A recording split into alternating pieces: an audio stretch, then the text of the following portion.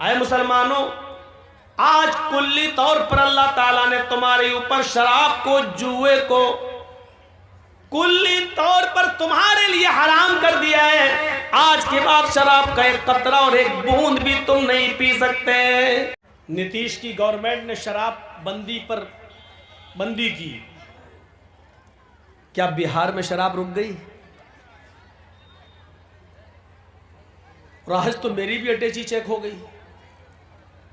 جب ٹرین میں ہم بیٹھے اور لکھنؤ سے چلے اروناچل ایکسپریس سے، اور جیسے ہی بہار میں جب ہماری گاڑی گھسی تو پولیس گھس گئی، سب کے بیگ تلاش کرنے لگے۔ تو یہ اٹیچی کس کی ہے؟ میں نے کہا جی میری ہے۔ کہا کھول کے دکھاؤ۔ میں نے کہا کیوں، کیا ہو رہا؟ کرے آپ کو پتہ نہیں ہے ملا جی، وہ نہیں جانتا تھا کہ ہم مولانا ہیں۔ ارے آپ کو نہیں معلوم ہے ملا جی، بہار کے اندر بہت شراب آ رہی ہے۔ تو ہم نے کہا یار آپ کو میں ایسا دکھ رہا ہوں؟ کہہ رہے کچھ نہیں، ایسی لوگ تو اور زیادہ لاتے ہوں گے۔ چلو کھولو۔ لوگ سمجھتے ہوں گے کہ مولانا آدمی، ملا آدمی، کیا کھول کے دکھاؤ۔ میں نے کہا کچھ نہیں ہے۔ تو پھر آپ ڈرتے ہو، کھول کے دکھا دو۔ میں نے کہا چلو کھول دکھایا کہ نہیں، سوری صاحب چلو۔ یہ حال ہے۔ آج پابندی لگنے کے باوجود بھی شراب بند نہیں ہوئی۔ یاد کریے اس فیصلے کو جب محمد رسول اللہ صلی اللہ علیہ وسلم نے اعلان کیا مدینے کی بستی میں، انما الخمر والمیسر والانصاب والازلام رجس من عمل الشیطان فاجتنبوہ لعلکم تفلحون۔ اے مسلمانوں، آج کلی طور پر اللہ تعالیٰ نے تمہارے اوپر شراب کو، جوئے کو کلی طور پر تمہارے لیے حرام کر دیا ہے۔ آج کے بعد شراب کا ایک قطرہ اور ایک بوند بھی تم نہیں پی سکتے۔ شراب مختلف مرحلوں میں بند ہوئی۔ شروع میں اللہ کے رسول نے، لوگوں نے بہت کہا بند کر دو، حرام کر دو۔ آپ نے کہا نہیں، لوگ دل دادہ بنے ہیں، کیسے مانیں گے؟ نہیں۔ کوئی صحابی نماز پڑھا رہے ہیں اور نماز پڑھانے کی حالت میں شراب کے نشے میں، اور قرآن کی آیت غلط پڑھ رہے ہیں۔ قُلْ يَا أَيُّهَا الْكَافِرُونَ لَا أَعْبُدُ مَا تَعْبُدُونَ کی جگہ وہ پڑھ رہے ہیں قُلْ يَا أَيُّهَا الْكَافِرُونَ نَحْنُ نَعْبُدُ مَا تَعْبُدُونَ۔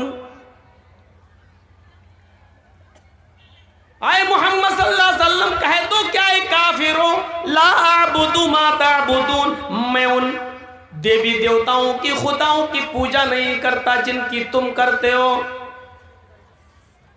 لیکن وہ صحابی کیا پڑھ رہے ہیں؟ نحن نعبد ما تعبدون، میں بھی ان کی پوجا کرتا ہوں جن کی تم کرتے ہو، ہم بھی ان کی عبادت کرتے ہیں جن کی تم کرتے ہو۔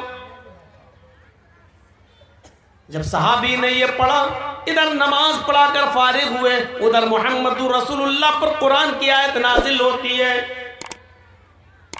یا ایھا الذین آمنوا لا تقربوا الصلاۃ وانتم سکارى، اے ایمان والو تم نماز کے قریب مت جاؤ اس وقت جب تم نشے کے اندر ہو۔ جب تم نشے میں ہو تو نماز نہ پڑھو، حتی تعلموا ما تقولون، اس وقت تک نماز نہ پڑھو جب تک کہ تم اپنے منہ سے جو باتیں بول رہے ہو وہ خود سمجھنے نہ لگو۔ جب تم منہ سے نکلنے والے جملوں کو سمجھ ہی نہیں پا رہے ہو تو نماز کیوں پڑھ رہے ہو؟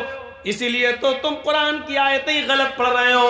اس لیے اب شراب پینے کے بعد نماز کے قریب مت جانا، جب نشے میں ہو تو نماز مت پڑھنا، اس لیے کہ تم قرآن کی آیتوں کو بدل دو گے، الٹی سیدھی آیتیں پڑھنے لگو گے۔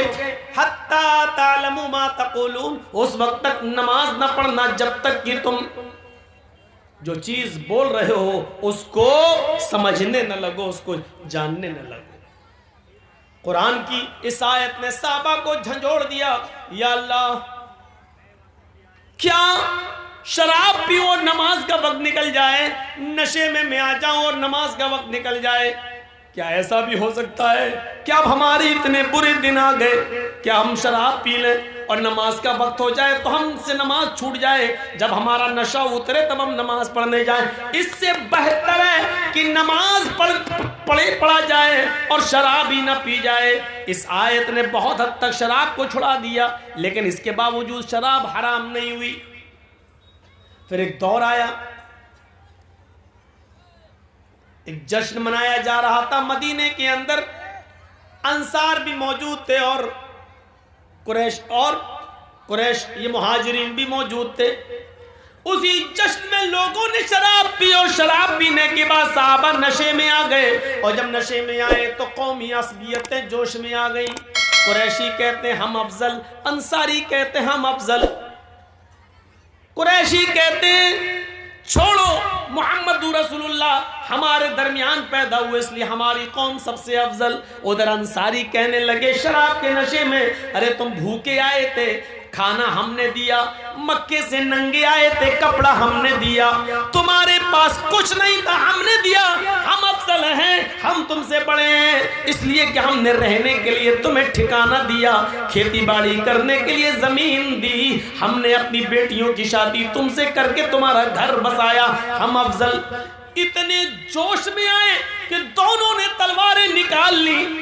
محمد رسول اللہ صلی اللہ علیہ وسلم نے جب یہ دیکھا تو آپ کو بہت برا لگا کہ ہم جس چیز کو ختم کرنے آئے، اس شراب کی وجہ سے لوگ وہی کام کرنے لگے، ایک دوسرے کے افضل بننا چاہتے ہیں، ایک دوسرے کے اوپر بڑھوتری حاصل کرنا چاہتے ہیں۔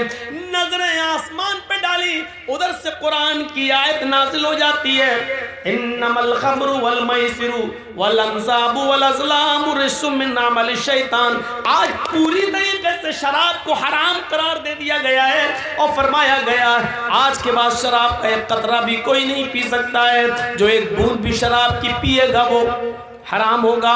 میرے بھائیوں 40 کوڑے مارے جائیں گے شراب پینے والے کے اوپر، یہ سزا بھی متعین کر دی جناب محمد رسول اللہ صلی اللہ علیہ وسلم نے۔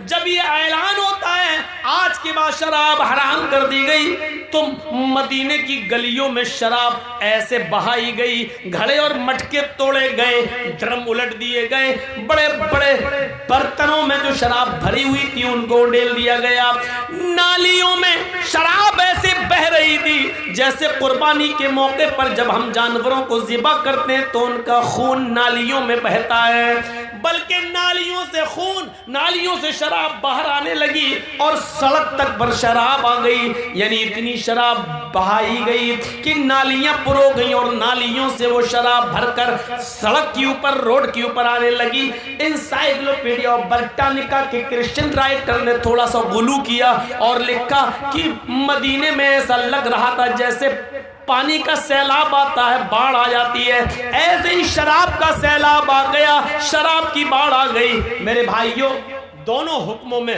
فرق دیکھیے، ایک طرف سرکار بند کرتی ہے شراب لیکن پھر بھی چوری چھپے آ جاتی ہے، اور دوسری طرف حکم ہوتا ہے کہ آج کے بعد شراب حرام، تو نالیوں میں بہائی جاتی ہے اور سڑکیں بھر جاتی ہیں شراب سے۔ اب آپ اندازہ لگا سکتے ہیں اتنی جلدی کون سا حکمراں ہے جس کی بات پر لبیک کہا گیا ہو سوائے محمد رسول اللہ صلی اللہ علیہ وسلم کے۔ آج بھی ان کی حکومت ہم مسلمانوں کے دلوں پر چل رہی ہے اور قیامت کے صبح تک چلتی رہے گی انشاءاللہ۔